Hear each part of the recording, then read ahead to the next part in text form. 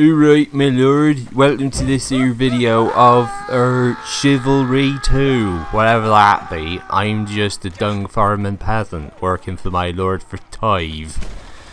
Yes, hello everybody, welcome. This is Chivalry 2. Now, this is a game that is currently on the Epic Store. I know, boo, hiss, and everything else. I didn't buy a copy. I was gifted a copy. Well, gifted. I say I got a review code for it a little while ago, and I was messing around. I thought recently I'll do a video about this. This is fun.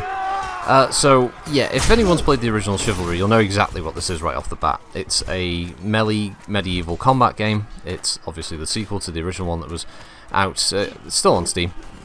But this one seems to, for whatever reason, have found its way onto the Epic Store as an exclusive. And as such, if Epic ain't your bag, totally understand you.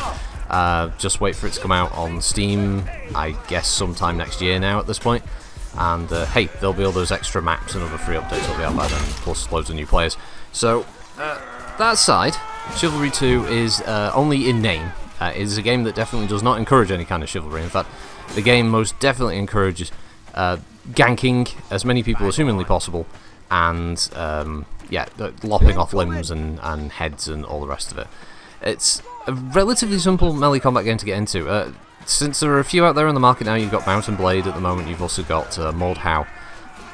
And I think this kind of sits in the middle of the two. It's definitely a much more tongue-in-cheek, laid-back affair. There's lots of your mum jokes, comedic voiceovers, lots of very ridiculous cartoonish violence in there, especially the things like getting your arm cut off and then you've basically got a bleed out meter, and once that runs out you just die of blood loss, but until then you can just keep fighting, which is just kind of funny.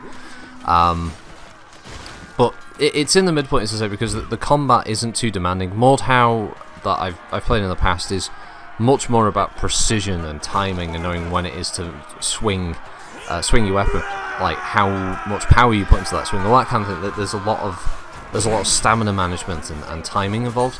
Chivalry 2 is definitely much more about just having a rut. It's more just about swinging weapons and ganking the poor bastard who's out on his own, isolated from his team, racking up XP that way, and just basically just having a laugh.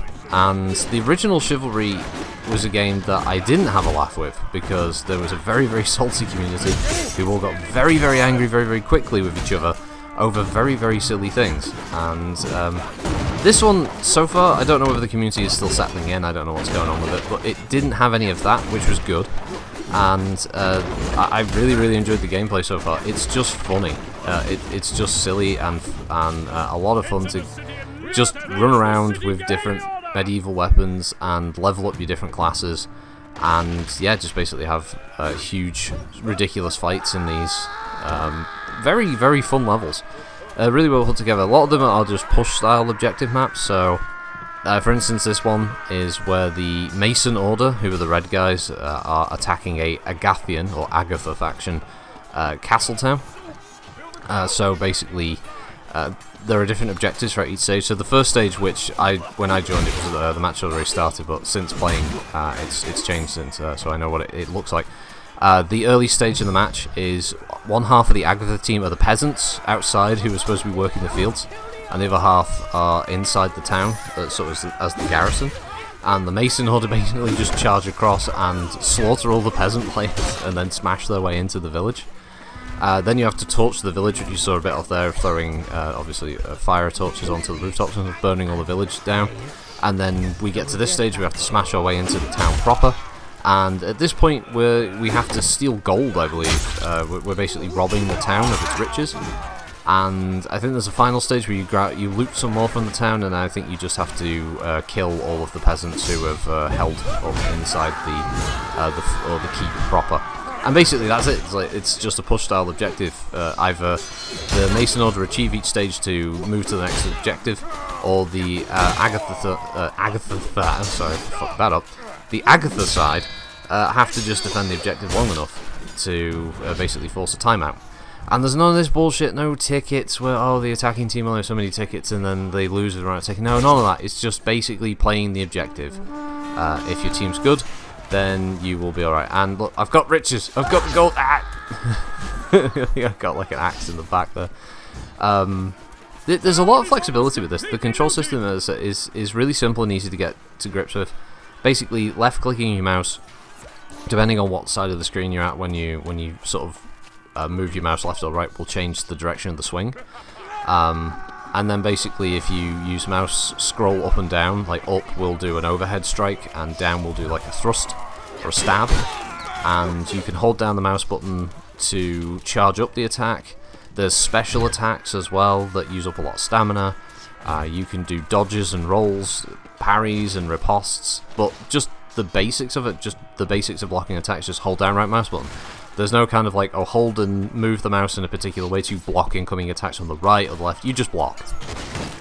It's just your stamina gets reduced every time that you block an attack, and also when there's like 3 or 4 people swinging at you, that doesn't last very long. So sometimes you might want to duck out the way at the right time by pressing spacebar while holding the right mouse button in the direction you want to move, and you'll like dash backwards or left or right, that kind of thing.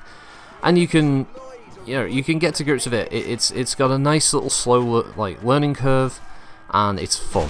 It's just simple to get to grips with, and because the game isn't very it's not trying to like shout at you to get good. It's basically, the game is just have fun, and I can really appreciate that element of it, because it is a hell of a lot of fun. And as you can see there, any weapon that you're holding, any main weapon you've got in your hand, you can throw it at opponents. You can just like throw knives, you can throw swords and maces and spears and everything like that. Basically, any weapon from a down player you can pick up. And there's all kinds of comedy weapons around there, as well as loaves of bread. Pick up dung, you can throw poo at people.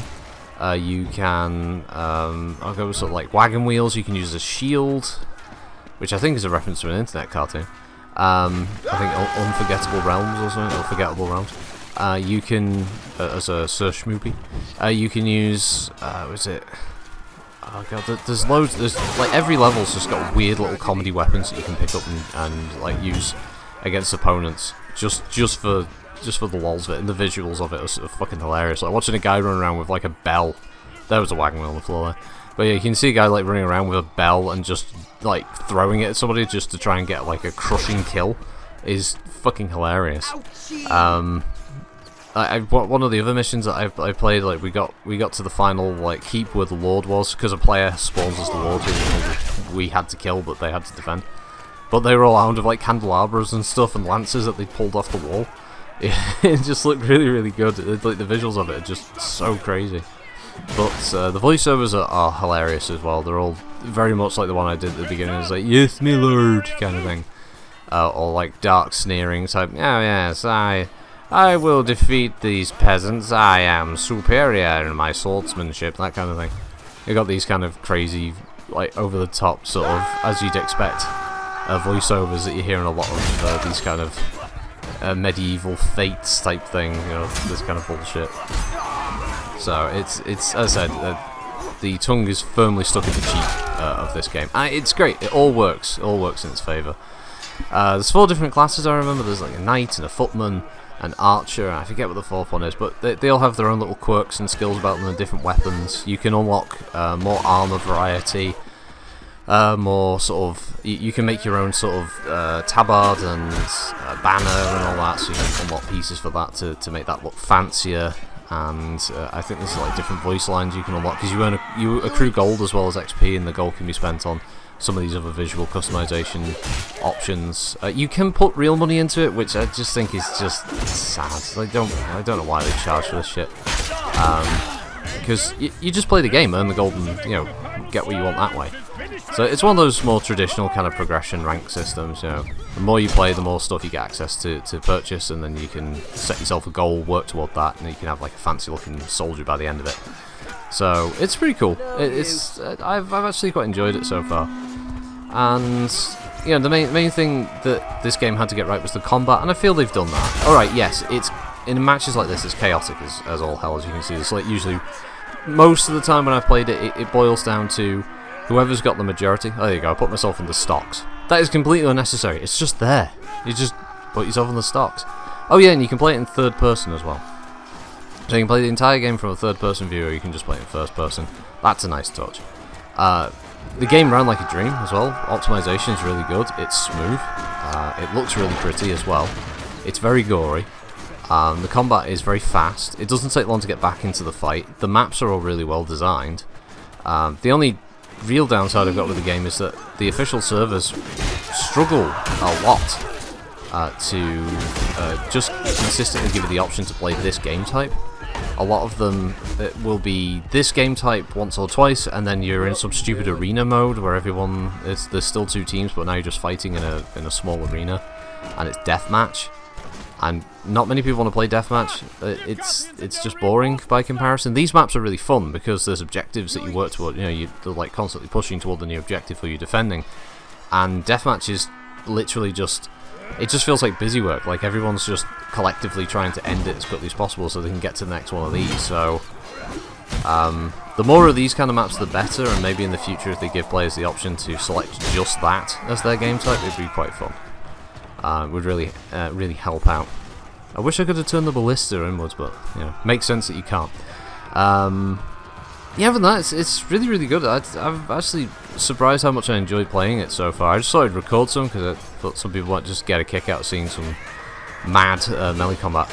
Oh yeah, so here we are at the end. So all of the players who die as the Agathian Knights now respawn as peasants only, and the objective is just to kill the remaining peasants in the town. Because that's our goal. We've looted it, we've killed all the peasantry, and the garrison's been murdered. So yeah, now it's just leave no survivors type thing. So, and as you can see, 2 well-trained knights are struggling against a man with a pitchfork. There we go. Fucker even punched me after he got down. Who does he think it is? There you go. Come on, get it. Come on, me. I'm terrible. I'm terrible, but it's fun because you don't have to be good at the game to have fun with it. That's the best part. Oh yeah, and at the end of the round, the losing team basically all run around with their weapons down for some reason, so they can just get slaughtered by the winning team. Very Team Fortress 2 in that respect. But yeah, that was good. That was Chivalry 2. Thought it'd be a bit different, but thanks for watching, everybody. I'll catch you next time. Have a good one. Bye.